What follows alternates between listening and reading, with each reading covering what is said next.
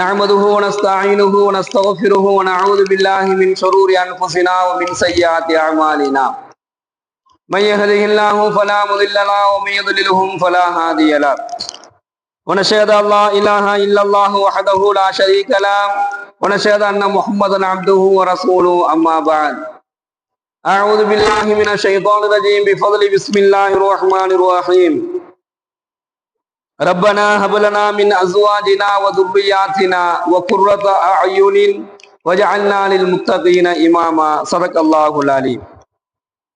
கண்ணியத்திற்குரிய அல்லாஹ்வின் அடியார்களே, சகோதரர்களே, வஜஅல்னா லில்முத்தகீன இமாமா, எங்கள் இறைவா, இறையச்சவாதிகளுக்கு முன்னோடியாக எங்களை நீ ஆக்குவாயாக. பெருமானார் ஸல்லல்லாஹு அலைஹி வஸல்லம் அவர்கள் கூறுகின்றார்கள், நீங்கள் எந்த இடத்தில் இருந்தாலும், நீங்கள் எந்த சூழலில் இருந்தாலும், நீங்கள் எங்கே இருந்தாலும் அல்லாஹுவை அஞ்சிக் கொள்ளுங்கள்.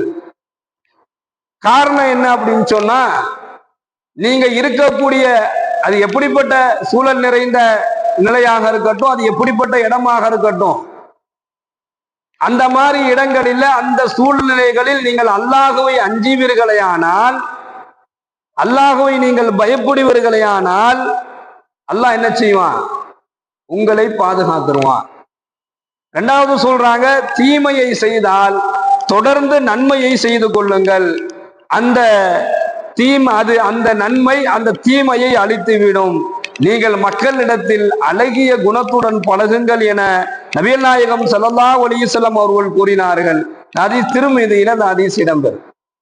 கண்ணியமிக்க அல்லாஹுவின் நல்லடியார்களே, சகோதரர்களே, இந்த இடத்துல ஸல்லல்லாஹு அலைஹி வஸல்லம் அன்னவர்கள் ஒரு இறையச்சவாதியினுடைய ஒரு சிறந்த குணத்தை நமக்கு அடையாளப்படுத்துறாங்க. ஒரு இறையச்சவாதி எப்படி இருப்பாரு?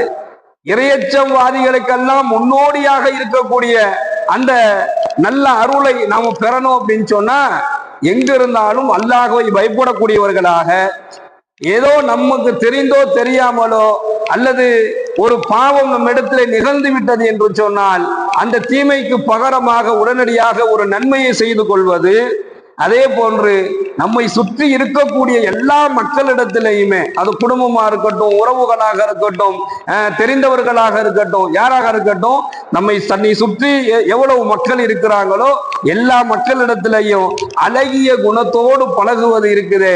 இது ஒரு இறையச்சவாதியினுடைய சிறந்த அடையாளமாக நபிகள் நாயகம் ஸல்லல்லாஹு அலைஹி வஸல்லம் அவர்கள் சொல்லி காண்பிக்கின்றார்கள். அல்லாஹுவை அஞ்சுவது மிக பெரும் இறையச்சத்தினுடைய அடையாளம். எங்க இருந்தாலும் அல்லாஹுவை நான் பயந்து இருக்கிறேன் என்பதாக நினைப்பதும் அந்த உணர்வு ஒரு அடியானுக்கு வந்துருச்சு அப்படின்னு சொன்னா அவர் மிகப்பெரிய இறையச்சவாதி ஆயிடுவார். அல்லாஹுவை எந்த நிலையிலெல்லாம் அல்லாஹுவை ஒரு அடியான் அஞ்சுவானோ அந்த நிலையிலெல்லாம் அல்லாஹ்வுடைய உதவியை அல்லாஹ் அவருக்கு கொடுத்துக்கிட்டே இருப்பான். அவர் எதிர்பார்க்காத திசைகளிலிருந்து அல்லாஹ் தன்னுடைய உதவியை, தன்னுடைய அருளை என்ன செய்வான்? அவருக்கு வழங்கிக்கிட்டே இருப்பான். அது மட்டும் அல்லாமல் அல்லாஹ் சொல்றான், மனிதன் பாவம் செய்யக்கூடியவன், அந்த பாவத்தை அவனையும் மீறி தன்னையும் மீறி அந்த பாவங்கள் நிகழ்ந்து விட்டது என்று சொன்னால் உடனடியாக ஒரு நன்மையை செய்யும் பொழுது அந்த நன்மை அந்த தீமையை அழித்து விடும் என்பதாகவும் நபிகள் நாயகம் ஸல்லல்லாஹு அலைஹி வஸல்லம் அவர்கள் சொல்லி காண்பிக்கின்றார்கள். கண்ணியமிக்க சகோதரர்களே, ஒவ்வொரு நபிமார்களுடைய அடையாளத்தை பத்தி அல்லாஹ் குர்ஆன்ல சொல்லும் பொழுது ஒவ்வொரு விதமாக அல்லாஹ் சொல்லுவான். ஒரு சிஃபத், ஒரு தன்மையை அல்லாஹ் வெளிப்படுத்துவான்.